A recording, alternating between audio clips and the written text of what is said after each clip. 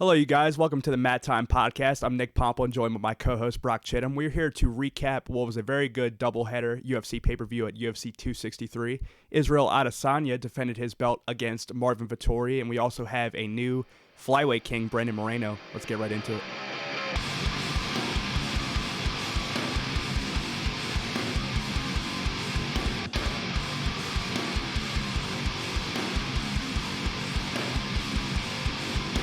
So we're coming off of UFC 263, where there was two very good title fights. The main event, it wasn't the most exciting performance out of Adesanya that we've ever seen, but like we always talk about, it's just a matter of getting the job done and, keeping your belt.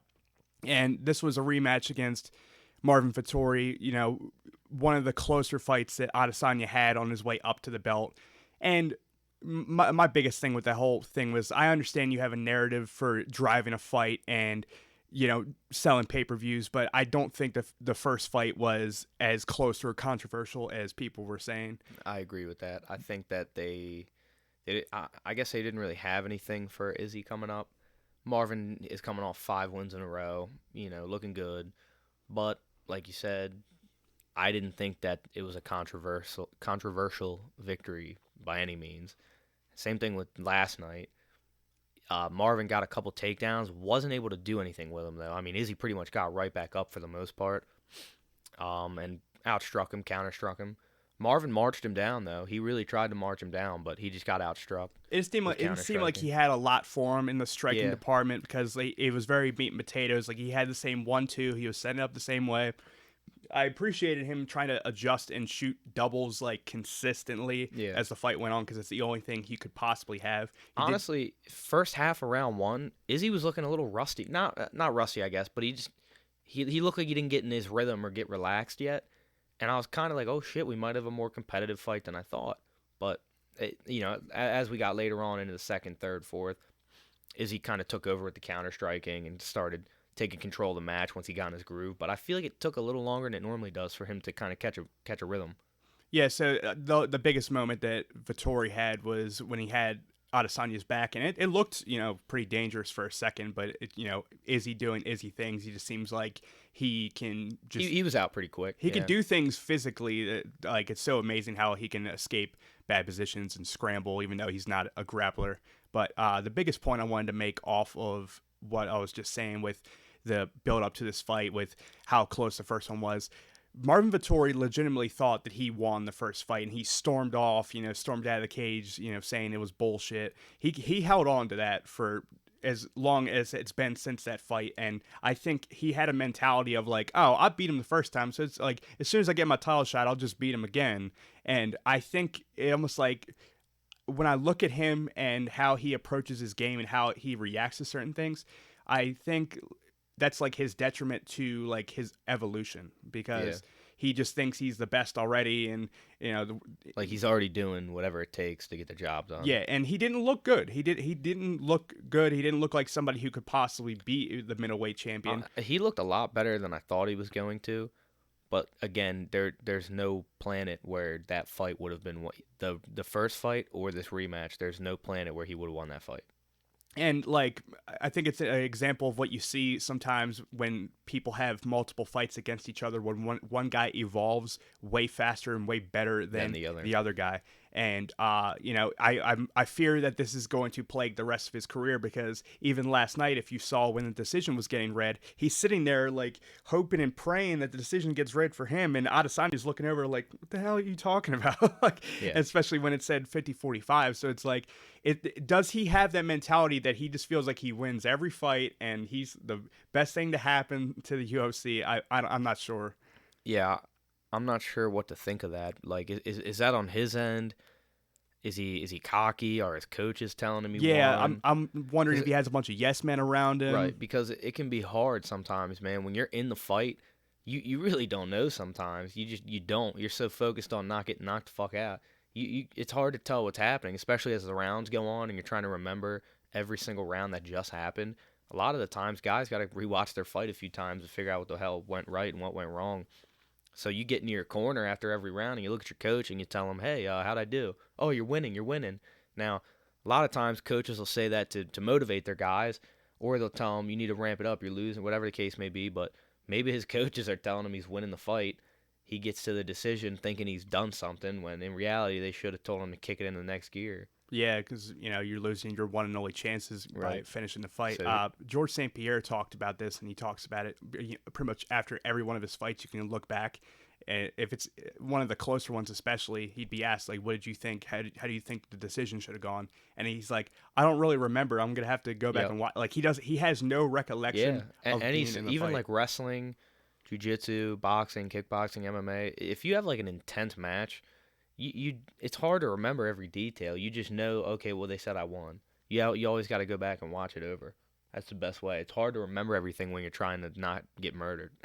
So Adesanya is probably my favorite champion at the moment. And like I said, it wasn't the most exciting performance, but we move on, and we'll Yeah. probably see him versus Whitaker More than likely, yeah. rematch it. But the fight that I think stole the show was the co-main, which was the flyweight title fight, where Yes, we sir. saw Brandon Moreno beat Davison Figueiredo in a rematch.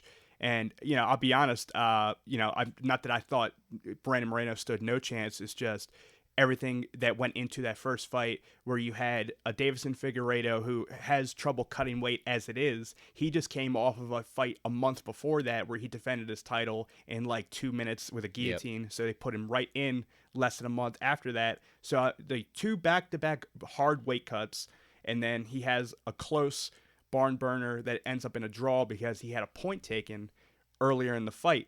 So I'm thinking going into this fight that he is going to be a better version of himself, Like rejuvenated. having a full camp, not having to come up back-to-back fights. So most likely he'll do better and win this fight. But yeah, I got proven wrong. Brandon Moreno showed up very much so, because it was not close before that rear Yeah. naked choke was locked in. And I was very surprised. I'm a big Moreno fan. I honestly am. I wanted to see that guy win really bad, but I was just nervous. I wasn't sure he was going to be able to get it done just because of how hard it was for him to get going in the first fight. Seemed like every time he landed two, Figueiredo landed 3, 4, 5 on him. Or he'd land like a double jab and then getting rocked with a cross or a hook. So everything Moreno threw, he got caught back with something 3 times worse, or a head kick, things like that. And grappling was fucking phenomenal on both ends. Striking was phenomenal. They had a great back and forth. I thought it was a very close fight. I thought it was going to be another barn burner 5-round fight. I did not think we were going to get a finish that early. Yeah, because it was funny going into the card. I was saying most likely we'll see a finish in the Adesanya fight and then see a decision in the flyweight title fight, but it was vice versa.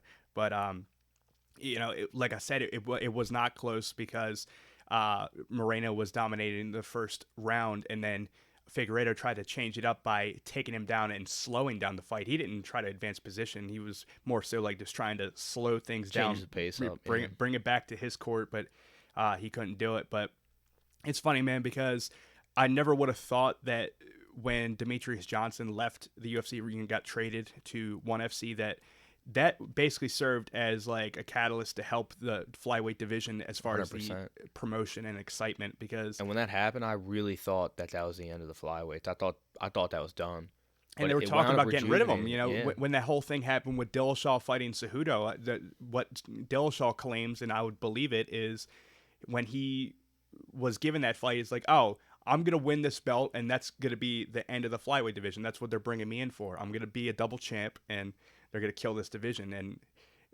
when you hear that the company that hosts the division doesn't want the division, there's no possible way it could possibly be brought back. But Yeah. it's almost like that first fight between Figueiredo and Moreno served as like almost like a Stephen Bonner and Forrest Griffin. Yep. Like it like rejuvenated, because that was a phenomenal fight, man. It was. I was thinking about it on the way up when they were about to walk out and they were showing highlights. It was definitely one of the better fights.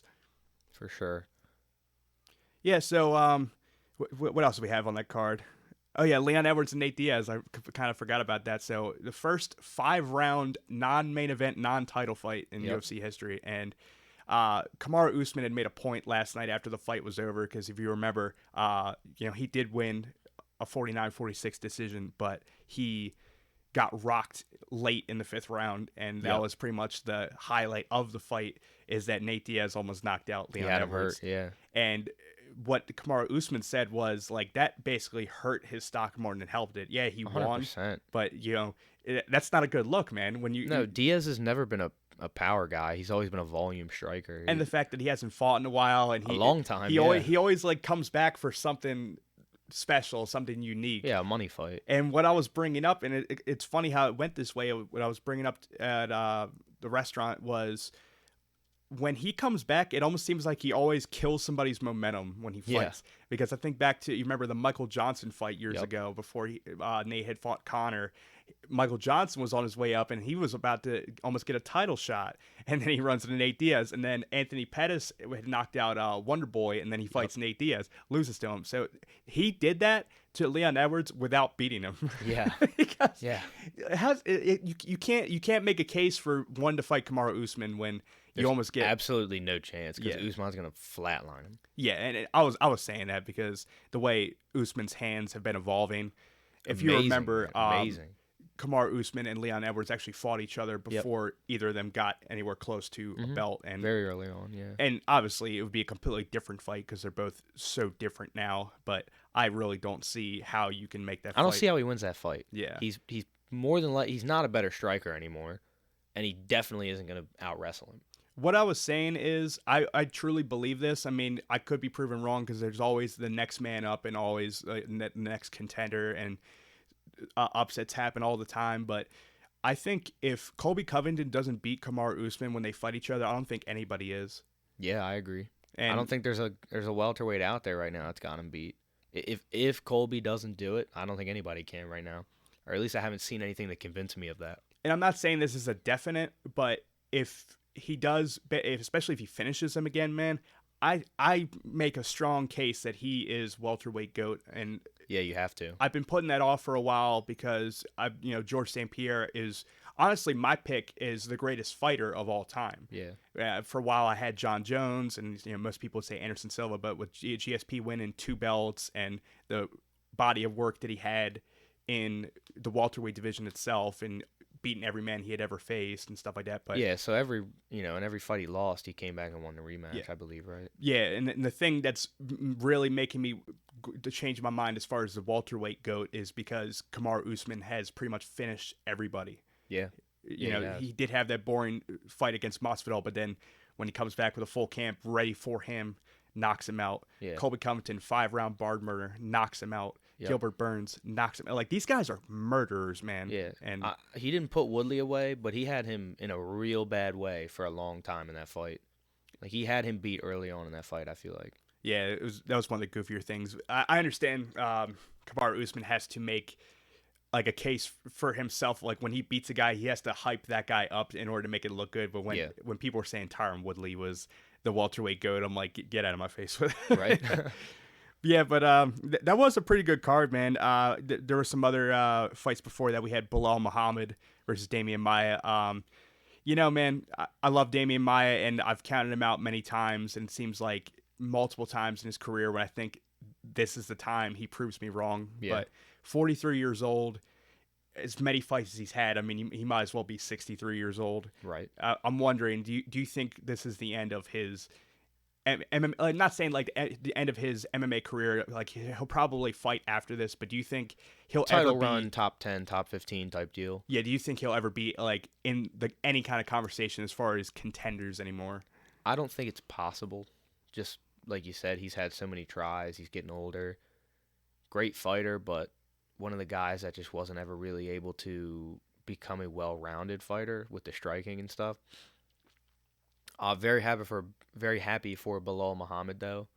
I'm happy to see him get a win against a good opponent. Hopefully he can keep rising to the top. But again, I think it's time for Maia to kind of step back in competition a little bit. It's probably not a great idea to keep fighting these top 15 guys. On top of all those highlights, it seemed like there was some kind of black cloud of injuries over this card because on the main card we had Paul Craig, who pulled off the nastiest armbar triangle sequence I've ever seen, by the way. Did you see that? That was so clean how he did that. And it was one of those, as soon as he locked in the triangle, I knew that it was ball game. Like, it's just one of those you don't get out of. And so you had told me that his opponent had dislocated his elbow. It wasn't a break; it was just a I think it was dislocation. dislocated. Yeah, I believe that's what they Either said. way, it looked disgusting. It was and terrible. It was truly so terrible. weird how like when the decision was getting read, he was still sitting there. His arm is flopping everywhere. I'm like, can somebody get this man a doctor? Can we do something? Right. But there was that, and the other fight. And he had like no emotion about it. Yeah, He was just watching his arms swing, Isn't it and he just- just didn't care. it's so strange. I man. would be freaking it's out. so strange how like when the I guess it's the adrenaline is adrenaline there, rush, right? Yeah, and like some guys they just stay in battle mode, and there's like. Like I'd be he was losing sitting my there. mind. I would lose my mind for sure, I think. It's weird, man. Like, how are you supposed to act with that? And the other fight I wanted to bring up was a prelim fight. I forget the guy's name. Terrence McKinney. He had beaten Matt Frivola in a matter of like 8 seconds or something 8 or like 9 that. seconds. So he goes to jump on the cage to celebrate because he's in a like an emotional state where like he hasn't processed that he's won the fight yet, really. Like kind of, but not really. So he gets hyped up. He jumps on the cage and jumps off and immediately goes and buckles and grabs his knee. Not a good look. Have not heard what happened to him actually, but it looked to me, I've seen it many times, like ACL City. Yeah, not a good look, man. Yeah. There's time and places for celebrations, but gee willikers, Batman, we got to stop the cage jumping shit. It's so unfortunate. I mean, you man. got like Gaethje and Chandler love doing backflips off the cage. That one day, that's just gonna go terribly wrong. Like somebody's gonna blow their knee out bad. Yeah, you think about how high that cage is. Yeah, what's it, 6.5 feet or something? Yeah, like and then that? you're 6 jumping feet. in the air off of it, so you're probably getting close to like 8 to 10 feet. Yeah, But all that impact is not good. it makes you think about all the bloopers because like it's such a buzzkill if you think about it. Remember Johnny Walker? We brought this Yeah, up. Johnny doing the Walker worm, doing man. the worm and Jesus, dislocates his shoulder, and you think about it. I think he has permanent damage. Like Yeah. for that's so stupid. Yeah, man, it's unfortunate because it's like you're supposed to be one of the best moments of your life, and then Yeah, and then you do that. happens. Like Yeah. he should have been able to turn around and fight like 3 months later, 2 months Yeah, later. especially winning that quickly. Yeah, it's, and it's so unfortunate. you know how much man. time did he have to take off? And I don't remember if he got surgery or not, but it wasn't good. So I wanted to touch on something else. So the last time we did a podcast, we were talking about the aftermath of Jake Paul and Ben Askren. Mm-hmm. Since then, obviously, Jake Paul has signed to fight Tyron Woodley. Now, Jesus. when it comes to everything involved with this, people still speculate if money was involved in the Ben Askren fight and did he throw it and stuff like that. If you're asking me personally, I would say probably not. I just think Ben Askren doesn't know how to box, and he never will. I agree. And Jake Paul, somewhat knows how to box bums. Yeah, he can box people that can't box. He can box wrestlers really well. But now he's fighting Tyron Woodley, who, also fought in the UFC, also multiple-time MMA world champion, but he actually knows how to throw a punch. So Yeah, really fucking hard. as far Really as hard. as far as we stand of fans of the sport of MMA, I think we actually stand a better chance this time. A real chance, not like a like, oh, we got a puncher's chance. Anybody can get knocked out. That's how we felt with Askren's fight. I don't see a world where Tyron gets beat by Jake Paul. I wouldn't see a world where he wants to throw a fight against Jake Paul. No, That's because that the would. thing. I mean, he would never fight again. Like that would destroy his career. And that's the question I wanted to ask you is on Jake Paul's side, if he gets knocked out in like a highlight fashion by Tyron Woodley, are people still going to tune into his fights? Like, does he still have the same bang and star power that he's had with... So Jake Paul made Tyron sign a rematch clause, saying that if Tyron wins, the next fight he has, he's entitled to a rematch. I think that's because Jake's legitimately scared that he's going to get flatlined by Tyron. Because if you even look at their most recent, face-off, Jake wouldn't even look him in the eyes. Yeah, I was going to bring that up. Tyron is a terrifying man, truly terrifying person. And you've already seen him knock out how many people? I mean, he's dropped people dead. Robbie Lawler. You don't drop Robbie Lawler dead and not know how to beat up Jake Paul. That's the weird thing that I observed with this is because if you remember when this fight first got announced, they had some kind of face-off, and Jake Paul was, talking all that trash. You lost your last 4 fights, you're 40 years old, and all this. But what's changed in between then and now? Is he realized what he's actually in for? The realization that he fucked up. That's what happened. I really think so. And it's you're in a weird spot where do you consider it admirable that he's actually fighting somebody of Tyron? I find it dumb. Yeah. There's nothing admirable about getting the fuck beat out of you. Money-wise, great money. But he should have just fought Dylan Dennis, fought somebody else that doesn't know how to box, called it a day. Yeah, it's so funny that it's gotten to the point with these clown shows, especially because his brother just fought Floyd Mayweather. I should say fought Floyd Mayweather. They hugged for the better part of 20 rounds. minutes or Yeah. whatever it was. So like it's gotten to the point where I see people online like, man, I just paid $50 for that trash. I don't feel bad for those people anymore. Yeah, I don't. Because you should know what you're in for, especially because Logan Paul's had a boxing match before. He's worse than Jake. Yeah, He's just not good. He's Yeah. not bad, but he's not good. Yeah, I mean, you it's like you admire going like trying to aspire to do things that are out of your comfort zone and things like that. But what happened in that fight? Floyd was bored. He wanted to make a lot of money, and he played with somebody who had 35 pounds on him. He just danced around him and play sparred. It was a play fight for Floyd. Logan was fighting for his life, and Floyd was playing. All smiles. People even speculate at one point late in the rounds, I think Floyd hits him with an uppercut and like really rocks him. And he was and dangling on him, right? immediately picks him up and holds him up. Yeah. At least that's what it looked like. I could be wrong, but It definitely looked kind of strange, and Yeah. many people have uploaded that clip by itself with Yep. no context. And if you saw that by itself, it looks I like mean, he was just trying to holds hold on up to a him dead for body. dear life. Yeah. I wanted to touch on something else now that I think about it because we were talking about like boxers trying to extend to other fields of work and stuff like that.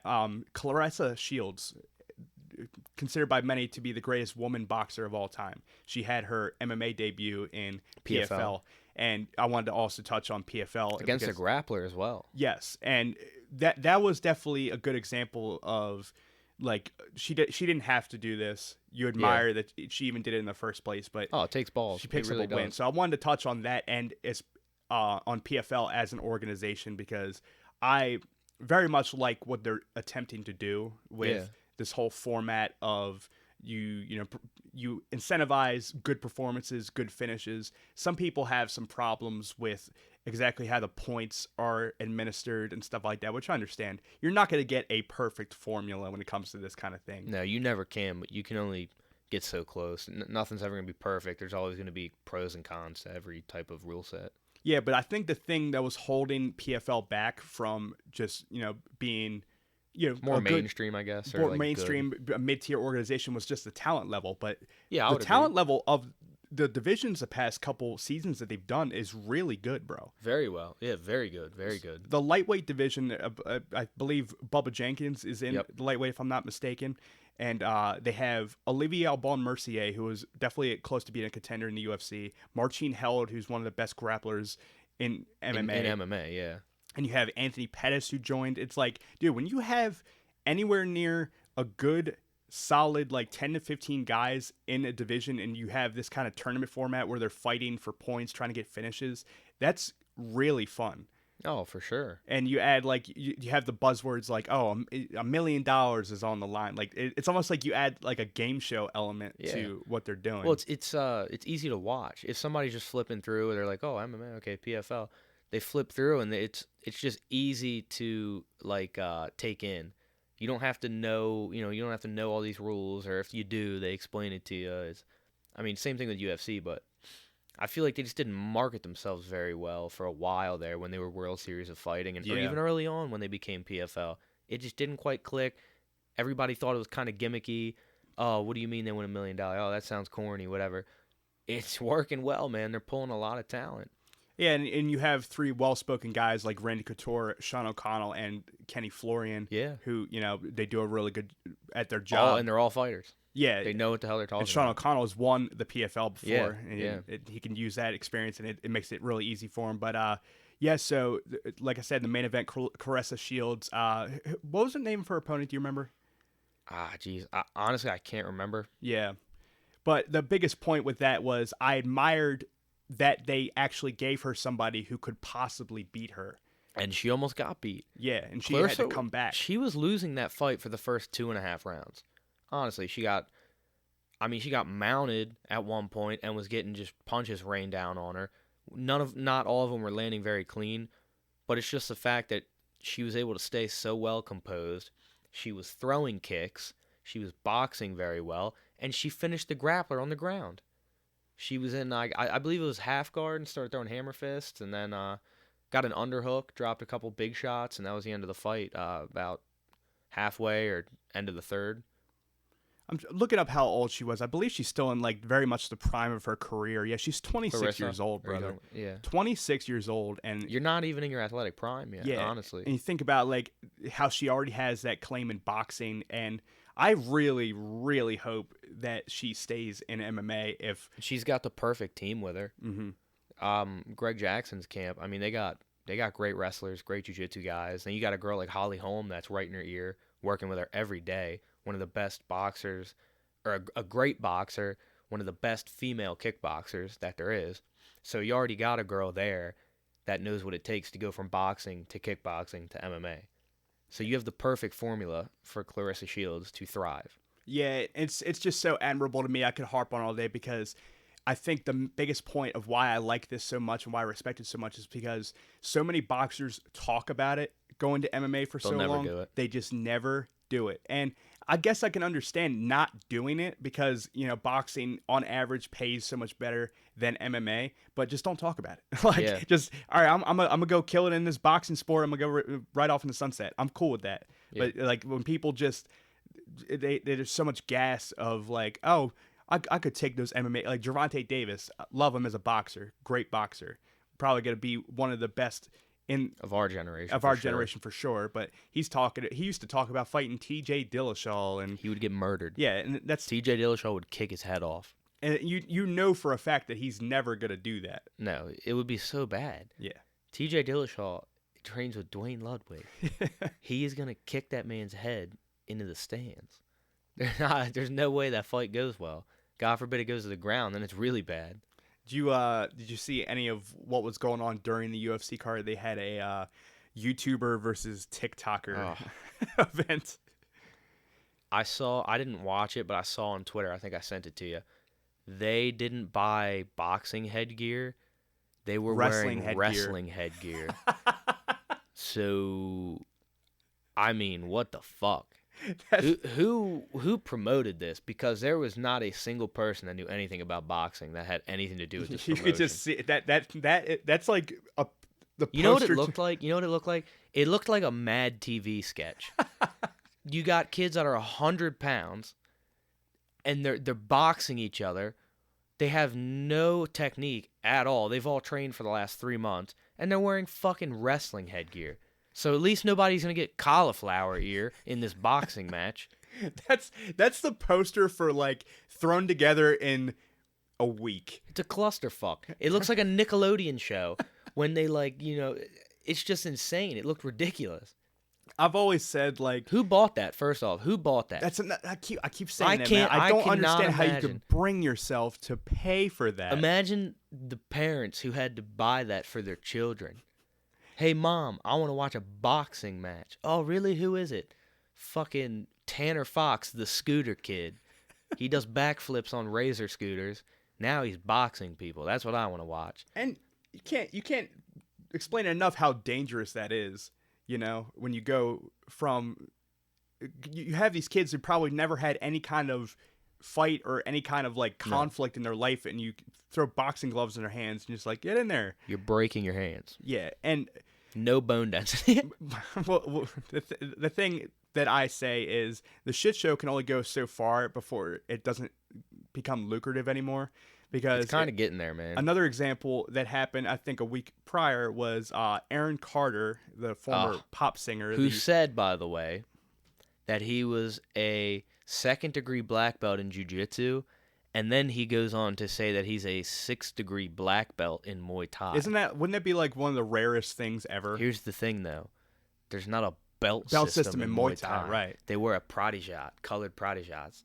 There's not a belt system. So do you think he was just straight up lying, Bro, or do you think? Come like, on, son. Did you watch it? Sure, yeah. Because it looks like he's never thrown a punch before. But my thing is like, and he's not a black belt in jiu-jitsu. when it comes I can tell you that. when it comes to like people faking accolades in martial arts, we've both seen it all the time. I've seen it personally, yeah. And you hear people tell stories like the one we always laugh about when Khabib got the jaw lock on Conor. The first thing we hear out of an idiot's mouth across the way, my coach told me never to tap out to a choke. That stuff fascinates me because it's like, did he just make that up completely? Was that conversation, that sentence that he just said, completely fabricated, or did he train with a cult? He had some cult that like was like throwing wax on, wax off in the garage, and then he just come up with some bullshit. And that's my thing is, did Aaron Carter at some point in his life have some dummy just put a belt on him, or did he? Or is he just lying? Did he completely fabricate Is he being lied to, or was he just lying? Because the same thing I said about the YouTube and TikTok kids. I could see that Aaron Carter's never been in a fight in his life. I will give him a break because Lamar Odom was like twice his size. Why are you doing this, bro? That was, first off, even if Aaron Carter was like a really, really good fighter, I still think he would have gotten his ass beat simply because size. He could probably put his arm out and not come anywhere close to touching Lamar. But I would have to think that it's completely fabricated. Because and it was would really bad, bro. It was really bad. Like he kept spinning so and like shit. he kept like twirling around, and Chuck Liddell was like trying to like whoa. He said this on a podcast, and the guy Adam was like, really, you are a black belt in multiple disciplines. He's like, yeah, man. So don't fuck with me. Like he was when I already knew from the jump. As soon as he said, I'm a 6th-degree black belt in Muay Thai, I'm like, okay, maybe he's been doing jiu-jitsu, maybe by some fucking crazy chance. And then as soon as he said that, I was like, nope, no fucking way. Now it's completely, he has no more credibility with me. And then for him to continue talking like, yeah, so if you see me, don't fuck with me because I'll fuck you up. And it's, people don't say that train. People that train are like chill as fuck. The whole stereotype that we always talk about, like, oh, when I get going, I just see red. And like that's how he's like, I will fuck anybody up. I'm a savage. So, like, American kickboxing is the only striking martial art that has a belt system, right? Because you don't have any in boxing, obviously. I believe so, because I believe it's derived from, like, karate, so it depends on... Yeah, karate, taekwondo, but, like, how much is that going to help you in a boxing match? 0. Yeah, but, I've known Aaron Carter even when he was a pop star, when he was, like, a child. He was literally, like, younger than Justin Bieber was when he became a star, so you can only imagine what that level of fame as you're developing. Fuck with your mentality, and you could tell that he just fights a lot of demons in a lot of ways. So it's like you give him somewhat of a break. Yeah, because honestly, man, like I don't wish that shit on. Childhood fame is probably the worst thing for people. Yeah, and it really is. Tying back into what we've been talking about as far as the circus acts in combat sports is, it's gonna get dangerous very fast. Where you have, I mean, you already got one of the best welterweight UFC fighters ever going against Jake Paul. Mm-hmm. Now, at least Jake Paul is probably like the best fighter at all these basically all these non-fighters. I'd call him a boxer now. And he's got somewhat of a body for him and his brother were both very good wrestlers. Yeah, they were both very good high school wrestlers, like state championship levels. Like they were good. They're good athletes. Logan just isn't that great at boxing, and Jake's thriving in it. At least he's an actual athlete that's dedicating himself to the sport, and for that I commend him. Still think he's a dumbass, but for that I commend him. These other guys train for 3 months at like a cardio kickboxing gym and think they know what they're talking about. They have a guy that hits their punches with the pads. You know what I mean? Like, you ever seen those videos where they're like literally throwing the pads at the guy's fist? They're doing that, and they're not sparring. They're not getting criticized because they're like, oh, you're making how much? Yeah, go ahead, man. You're going to pay me how much to coach you? Yeah, you're a fucking champion. Go ahead. They don't care. Everybody's just trying to get their money. I think we've covered enough of the circus acts. I think we're going to wrap it up here. My name's Nick Pomplin. This is Brock Chittum. Thank you for tuning in. Make sure to like and subscribe. Thank you for watching.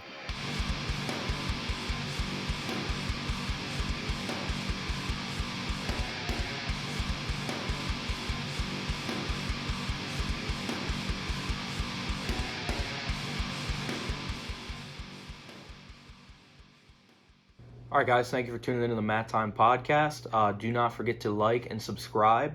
Leave a comment. Let us know how you feel about the topics we discussed. And you can find our social media down in the description. Thank you guys for tuning in.